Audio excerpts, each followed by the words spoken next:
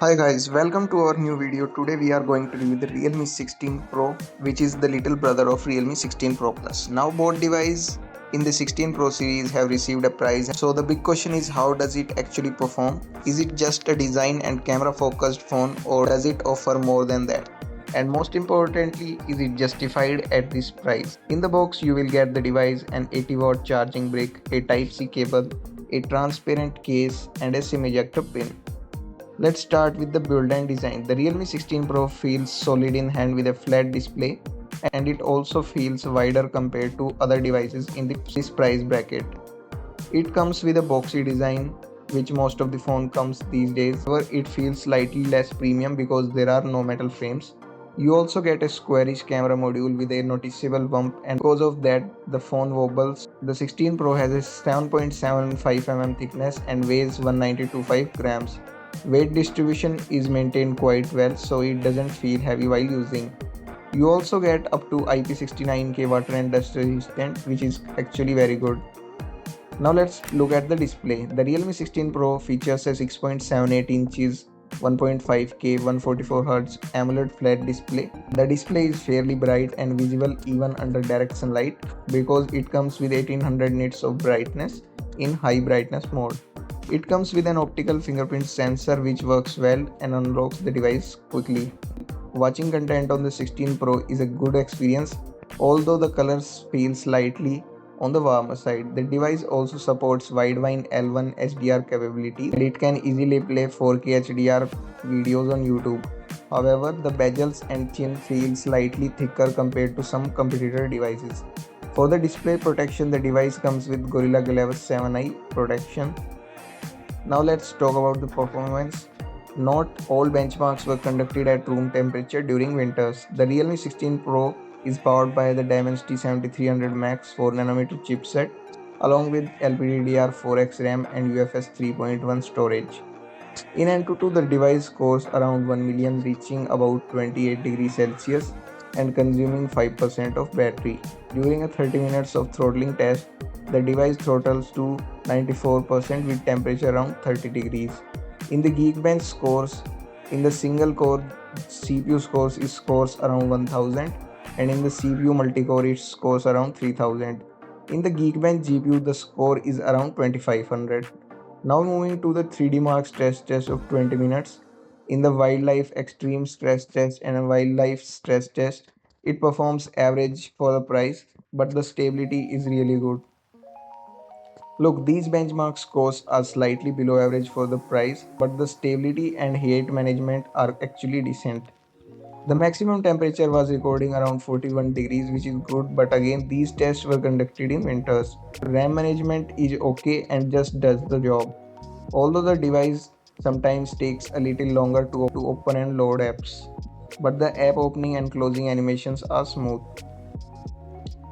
Now let's move on to the gaming session, which is a bit concerning on the device. Again, all gaming tests were done at room temperature in winters. I have played games for 2 hours and 30 minutes continuously. The device reached maximum temperature of 43 degrees and the battery dropped by 35% while playing games like PUBG, COD Mobile, Wuthering Waves and Genshin Impact. Gaming performance of the Realme 16 Pro is below average for the price. In PUBG, don't expect superior gaming because it lags in longer sessions and there are FPS drops as well.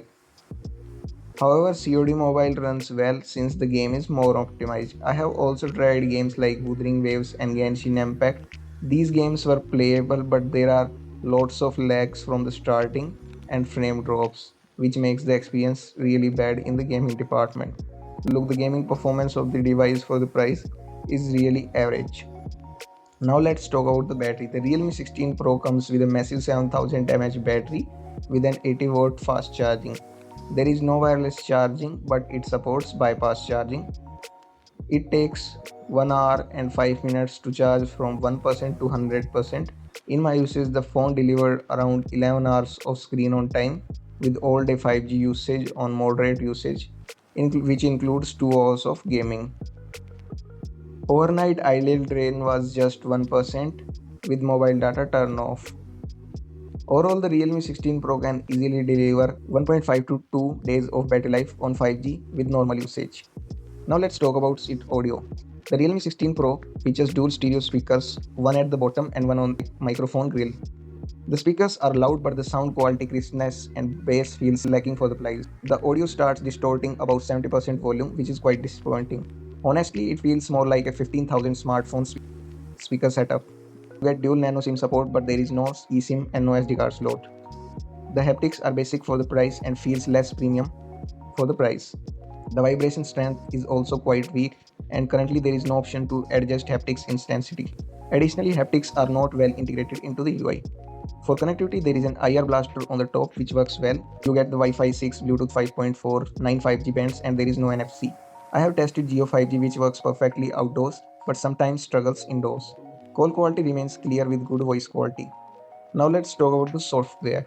The Realme 16 Pro comes with a Realme UI 7.0 based on Android 16 out of the box. Day-to-day performance feels smooth with no major lags, and the app opening and closing animation works well. However, there are bloatwares including Facebook, Instagram, Snapchat, PhonePe, Spotify, Netflix, LinkedIn, Agoda. Quite a lot of bloatwares. These apps can be uninstalled, but hot apps and hot games cannot be removed, only force stop. They also push frequent notifications, which makes the software experience bad. In terms of updates, Realme promises 4 years of Android upgrades and 6 years of security patches. Let's talk about the camera, which is one of the main highlight of the device. The Realme 16 Pro features a dual rear camera with 200MP Samsung HP5 main sensor with OIS and 8MP OmniVision ultra wide with 112-degree field of view. The phone clicks decent shot with good details, although some images appear slightly softer with less details. You also get Lumo color modes, which includes vibrant mode for more eye-pleasing colors and natural mode for more realistic colors. The ultra-wide camera does the job, but it's not very impressive.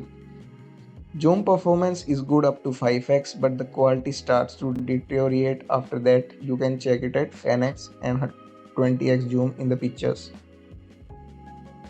You get a 50MP OmniVision selfie cam, which clicks decent images, though there is some beautification and slightly warm color tones in the pictures of selfie camera. In the rear camera, you can record up to 4K 30fps with OIS. Stabilization isn't very impressive and the frame gets slightly cropped. In the front, you get 4K 30fps with EIS, but stabilization also zooms the frame slightly in the front cam as well.